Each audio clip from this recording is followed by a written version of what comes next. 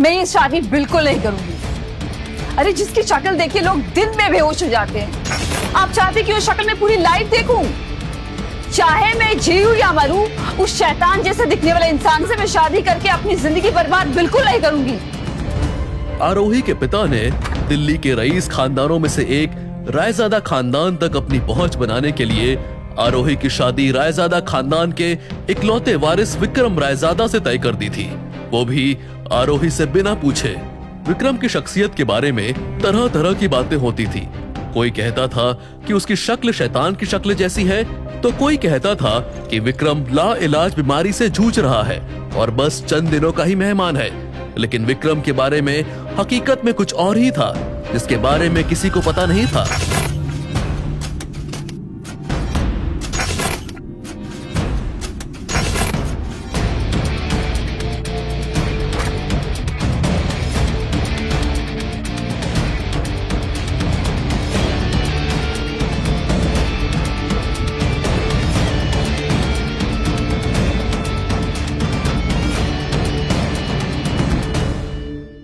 आरोही को समझ आ गया था कि उसके पिता ने अपने फायदे के लिए उसका सौदा करने का फैसला कर लिया है।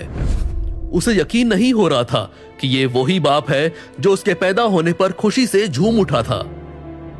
आरोही, उसकी माँ और महेश्वर एक छोटा और खुशहाल सा परिवार थे। लेकिन लगभग 14 साल पहले महेश्वर सुधा से मिला और प्यार में पड़ गया।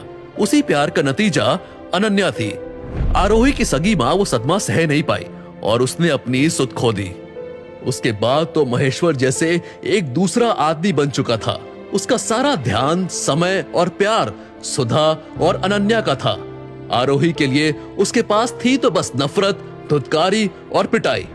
महेश्वर आरोही के साथ ऐसा बर्ताव करता था जैसा कोई जानवरों के साथ भी ना करे। आरोही के लिए महेश्वर बहुत पहले ही मर चुका था, इसलिए वो उसके सामने कमजोर नहीं पड़ना चाहती थी। देख बेटा, तू हमें गलत समझ रही है। दरअसल रायजादा खानदान से विक्रम का रिश्ता अनन्या के लिए आया था, पर घर पे बड़ी बेटी जब कुंवारी बैठी हो तो छोटी बेटी का हाथ कैसे पीला कर सकते हैं। इसीलिए हमने तुम्हारा रिश्ता विक्रम के साथ तय कर दिया। और मुझे तो ये समझ में नहीं आ रहा है कि इसमें नाराज होने की क्या बात है, बल्कि तुम्हें तो खुश होना चाहिए। अरे रायजादा खानदान की बहू बनने का सौभाग्य तो खुशकिस्मती से मिलता है। तुम्हारे तो भाग खुल गए। मैंने कहा ना, मैं ये शादी हरगिज नहीं करूंगी। इससे बेहतर रिश्ता तुझे नहीं मिलेगा। आपको क्या लगता है मैं कुछ समझती नहीं हूँ? अरे आप लोगों को रायजादा परिवार के तलवे चाटने का मौका चाहिए, लेकिन अपनी लाडली अनन्या की जिंदगी बर्बाद नहीं करना चाहते, तो मुझे बलि का बकरा बना दिया। अगर ये रिश्ता लाखों में एक है तो करा दीजिए अनन्या की उस बदसूरत विक्रम से शादी। क्योंकि यही सच था। अनन्या के लिए रायजादा खानदान से रिश्ता आया था, ये सुनकर सुधा और महेश्वर दोनों की खुशी का ठिकाना नहीं था। वो दोनों ही रायजादा खानदान से जुड़ना चाहते थे, लेकिन विक्रम जैसे अपाहिज और कुरूप इंसान के साथ अपनी बेटी अनन्या का रिश्ता नहीं जोड़ना चाहते थे। हालांकि उन्हें भी ये पता था कि रायजादा खानदान का समधी बनना मतलब लॉटरी हाथ लग जाने जैसा था, इसलिए वो लोग ये रिश्ता हाथ से जाने नहीं देना चाहते थे। तभी सुधा के शैतानी दिमाग में एक आइडिया आया और उसने अनन्या की जगह आरोही के रिश्ते का प्रस्ताव रख दिया। देख बेटा, हम तो बस इतना चाहते हैं कि तेरा रिश्ता रायजादा खानदान में हो जाए, ताकि आगे की जिंदगी तुम्हारी अच्छी हो। प्लीज, आपको मेरी कितनी फिक्र है मुझे पता है। सो प्लीज ये नाटक बंद कीजिए। और मैंने कह दिया ना, मैं ये शादी नहीं करूंगी। That's it। और अगर तुझे अपनी सगी माँ से मिलने का मौका मिले तब भी ये शादी नहीं करेगी? सुधा के पास अपने तुरूप के इक्के का इस्तेमाल करने के अलावा अब कोई चारा नहीं था। उसने आगे कहा, मैं और तुम्हारे पापा जानते हैं कि इस वक्त तुम्हारी माँ कहाँ है। ये सुनकर आरोही स्तब्ध हो गई। उसकी सख्ती जैसे बेबसी में बदल गई। कुछ दिन पहले ही मिली थी वो हमें। सुधा ने आगे बताया और फिर महेश्वर की तरफ देखकर इशारा किया। आरोही ने जल्दी से वो तस्वीरें उठाई और देखने लगी। उसके आंसू जो अब तक उसके साहस के बांध से रुके हुए थे, वो छूट गए और बहने लगे। उन तस्वीरों में वाकई में आरोही की सगी मां ही थी, जो किसी जगह पर बैठी हुई थी। सालों पहले अपनी सुध खोने के बाद आरोही की मां एक पागल खाने में रहने लगी थी। आरोही उससे मिलने रोज जाया करती थी। ये एक तरीका था जिससे वो अपनी मां के पास रह सकती थी। लेकिन कुछ महीनों पहले आरोही का ये इकलौता सुख भी उससे छिन गया। उसकी मां अचानक कहीं गायब हो गई। वो कहां चली गई थी ये किसी को पता नहीं था। आरोही उसे हर रोज ढूंढती थी, पर निराशा ही हाथ लगती।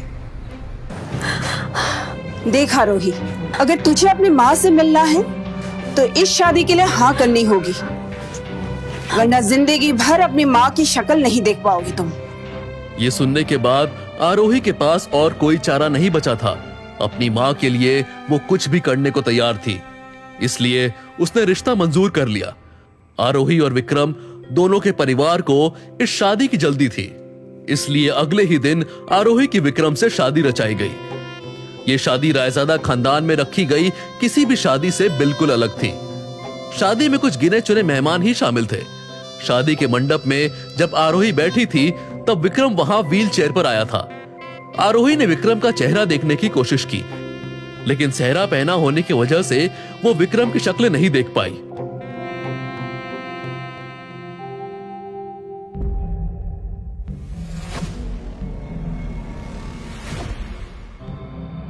वहां क्यों खड़ी हो? यहाँ मेरे पास आओ। ये आवाज सुनकर आरोही सोचने लगी कि ऐसे बेजान अवस्था में पड़े आदमी की आवाज इतनी करारी कैसे हो सकती थी, और साथ ही साथ उसे यह भी लगा कि ये आवाज उसने पहले कहीं सुनी है। आरोही के नजदीक आते ही विक्रम को एक खास तरह की खुशबू महसूस हुई। इस खुशबू से विक्रम को कुछ याद आने लगा। ये वही खुशबू थी जो उस रात उस होटल इंपीरियल के कमरे में महसूस हुई थी। 2 दिन पहले आरोही का 24वां बर्थडे था और उसकी सौतेली बहन अनन्या ने होटल इंपीरियल के एक कमरे में आरोही को सेलिब्रेशन के लिए बुलाया था। वहां पर अनन्या ने एक ड्रिंक में कुछ मिलाया और आरोही को पकड़ा दिया, जिससे पीते ही आरोही को कुछ अजीब सा लगा। उसे ऐसा लगने लगा कि जैसे उसे होश तो था, लेकिन वो कुछ भी बोल नहीं पा रही थी। अनन्या ने शैतानी मुस्कुराहट के साथ कमरे की लाइट्स ऑफ की और आरोही को ऐसी हालत में अकेला छोड़कर चली गई। अब वहां पर पूरी तरह से अंधेरा छा गया था।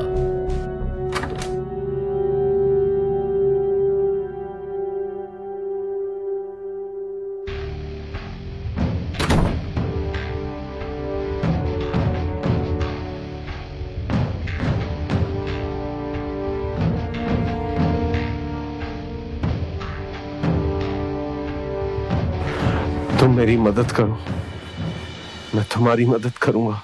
आरोही को लग रहा था कि वो आवाज किसी दूसरी दुनिया से आ रही थी। उस आवाज में मानो जहर घुला था। मदद करो।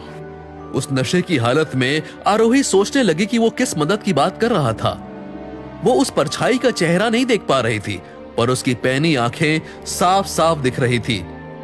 इतने अंधेरे में भी उन आंखों में उसे रूखापन और गर्व साफ साफ दिखा। आरोही को यह समझने में ज्यादा वक्त नहीं लगा कि पिछली रात उसके साथ उसके जन्मदिन पर जबरदस्ती की गई थी।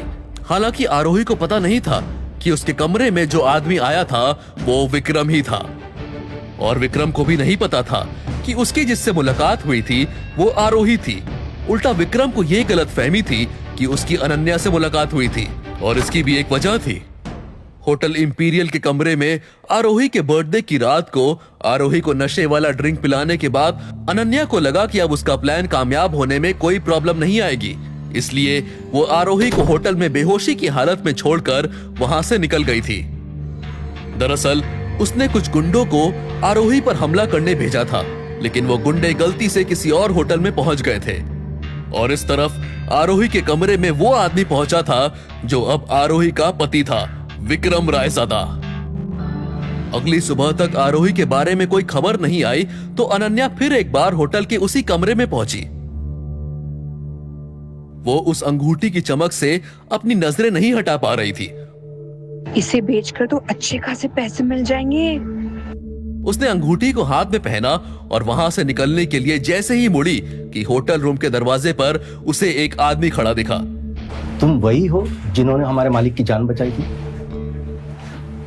ये अंगूठी हमारे मालिक विक्रम रायजादा की है। जी जी, हाँ, हमने ही बचाई थी। विक्रम रायजादा खानदान के इकलौते वारिस हैं। ये अंगूठी हमें दे दीजिए, हम पे भरोसा रखिए, तुम्हें बहुत बड़ा इनाम मिलेगा। अनन्या को अब जाकर समझ आया कि उसके सामने खड़ा आदमी विक्रम रायजादा का नौकर था। हालांकि इनाम के लालच में आकर अनन्या ने वो अंगूठी उस आदमी को दे दी। अनन्या को इनाम मिला भी, लेकिन पैसे के रूप में नहीं, बल्कि विक्रम रायजादा से शादी के प्रस्ताव के रूप में। लेकिन किस्मत को कुछ और ही मंजूर था। सुधा और महेश्वर की लालच की वजह से विक्रम की शादी उसी लड़की से हुई जिसके साथ असल में विक्रम की मुलाकात हुई थी। इसी वजह से आरोही को भी ऐसा लग रहा था जैसे विक्रम की आवाज उससे पहले भी सुनी है। अब जाकर आरोही ने विक्रम का चेहरा देखा और इसी के साथ उसकी आंखें फटी की फटी रह गई। आरोही को ऐसा लगा जैसे उसके पैरों तले से जमीन खिसक गई हो। ऐसा क्या देख लिया था आरोही ने? कैसे बचाई थी आरोही ने विक्रम की जान?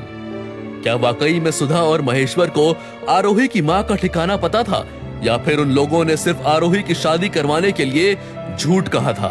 क्या अंजाम होगा इस जबरदस्ती की शादी का? जानने के लिए सुनिए इस कहानी का अगला एपिसोड सिर्फ पॉकेट FM ऐप पर।